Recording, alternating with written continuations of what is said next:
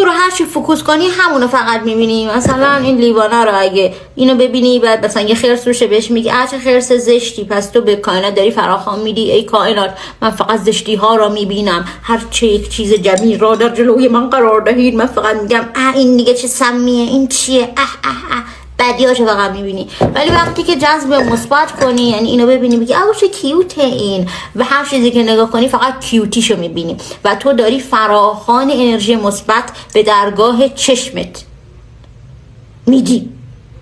تهش جمله بندیش در رنگ اومد برام. هیچ چیز نه مثبته نه منفی، همه چیز متعادل آفریده شده. ولی خب این تو داری میگی اوکی درگاه چشم من یک باگ داره که فقط مثبت ها رو میبینه یا فقط منفی ها رو میبینه. پس حواسمون باشه چه فراخوانی داریم به کائنات میدیم. آیا فراخوان منفی داری میدی به کائنات یا فراخوان مثبت داری میدی؟ داری چه غلطی میکنی؟ آره